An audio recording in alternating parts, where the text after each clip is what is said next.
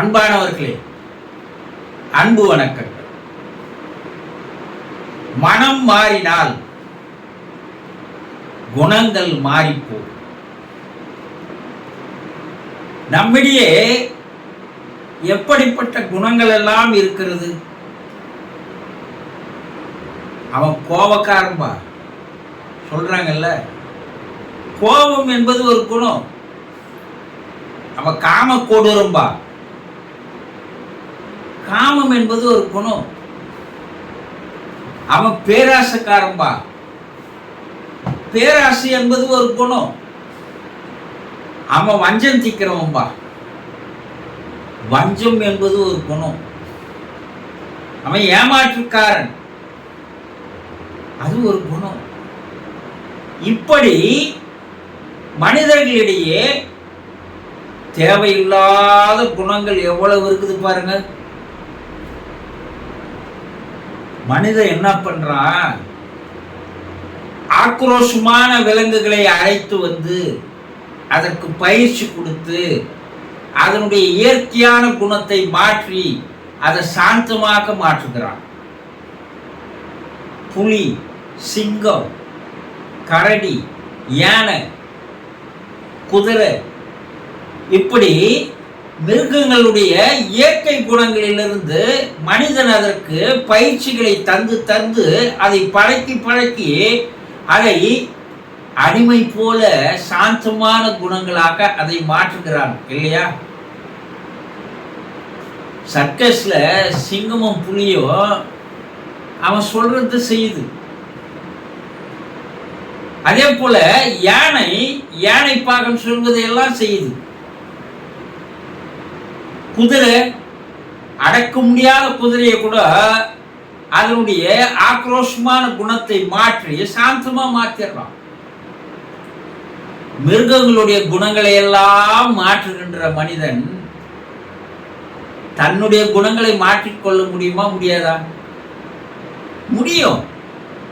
அதற்கு பல பேர் சாட்சிகளாக, எடுத்துக்காட்டுகளாக இருக்கிறார்கள். யாரு? அவதாரங்கள் என்று சொல்லக்கூடியவர்களை எல்லாம் பார்த்தோன்னா இது போல குணங்களோடு இருந்த அவர்கள் எல்லாம் மாறிய பிற்பாடுதான் அவர்கள் அவதாரங்களாக, தெய்வங்களாக, பலர் வணங்கக்கூடியவர்களாக, வாழ்த்தக்கூடியவர்களாக, போற்றக்கூடியவர்களாக மாறி இருக்கிறாங்க இல்லையா? ஆசை என்ற குணத்தை அறவே ஒழிக்க சொன்னவர் புத்தர் இல்லையா? இப்படி தன்னிடம் இருக்கின்ற குணங்களை எல்லாம், தேவையில்லாத தீய கெட்ட குணங்களை எல்லாம் மாற்றுகின்ற ஒரு ஆற்றல் அவங்கிட்டயே இருக்கு, ஒவ்வொரு மனிதன்கிட்டயே இருக்கு. ஒரு காமக்கொடூரனால் சாந்தமானவனாக மாற முடியும். ஒரு கோபக்கார கோபத்தை விட்டுட முடியும். ஒரு பேராசக்கார ஆசை இல்லாத வாழ முடியும் இல்லையா? அப்போ அதற்கு காரணம் என்ன? அவனுடைய மனங்கள் மாற வேண்டும். மனம் மாறினால் அவனிடம் இருக்கின்ற தீய குணங்கள் எல்லாம், தேவையில்லாத குணங்கள் எல்லாம் அவனை விட்டு விலகி போகும். அதற்கு மனத்திற்கு ஒரு பயிற்சியும் முயற்சியும் தேவை. இந்த பயிற்சியும் முயற்சியும் இருந்தால் ஒரு மிருகமாக இருக்கின்ற மனிதன், மிருகம் பாதி மனிதன் பாதி சேர்ந்து செய்த, கடவுள் பாதி சேர்ந்து செய்த மனிதன் நான் சொல்றேன்ல. மிருக குணமும் இருக்குது, கடவுள் குணமும் இருக்குது. தெய்வத்தன்மை ஒவ்வொருத்தருக்கிட்டையும் இருக்கு. தெய்வத்தன்மை இல்லாத மனிதர்கள் இந்த உலகில் இல்லை, தெய்வம் படைக்கவில்லை. தன்னிருகை இருக்கின்ற குணங்களை எல்லாம் அச்சு பார்த்தார் போல கடவுள் மனிதனுக்கு வைத்துதான் மனிதனை படைச்சான். ஆனா மனிதன் அந்த குணங்களை எல்லாம் மறந்து விட்டு இவனா தேடிக்கொண்ட குணங்கள் தீய குணங்கள் உங்ககிட்ட இருக்கு. ஏதோ ஒரு தேவையில்லாத ஒரு குணம் உங்ககிட்ட இருக்கும். இல்லாத மனிதர் இல்லை. அப்ப நான் அந்த குணத்தை மாத்திக்கணும். அப்படின்னு நீங்க நினைச்சீங்கன்னா, நான் நல்லவனாக மாறணும், பல பேர் என்னை வாழ்த்தணும், வணங்கணும், போற்றணும், புகழணும் அப்படின்னு நீங்க நினைச்சீங்கன்னா, முதல்ல உங்க மனசை மாற்றுவதற்குண்டான முயற்சியில் ஈடுபட வேண்டும். மனத்திற்கு சில பயிற்சியும் விடாமுயற்சியும் தேவை. முடியாதது எதுவும் இல்லை, முடியும். ஒரு குடிகாரனால மாற முடியும், ஒரு புகை பிடிக்கிறவனால அதுல இருந்து வெளியே வர முடியும், ஒரு பெண் பித்து பிடித்தவனால் அதிலிருந்து வெளியே வர முடியும். ஆனா அவர்கள் அந்த மனத்திற்கு அடிமையாகி போனார்களே தவிர மனத்தை மாற்றுகின்ற ஒரு முயற்சியிலோ பயிற்சியிலோ அவர்கள் ஈடுபடல.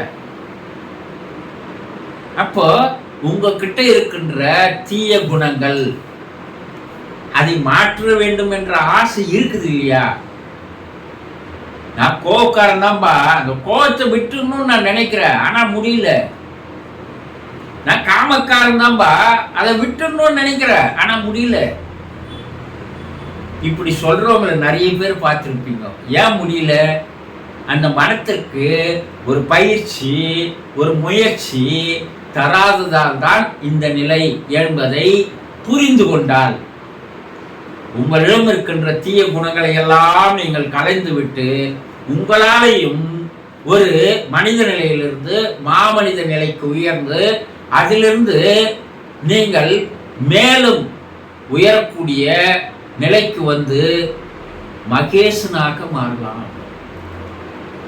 மனித நிலை, மாமனித நிலை, மகான் நிலை, மகேசன் நிலை, இந்த 4 நிலைகளை தாண்டி உங்களால் வர முடியும்.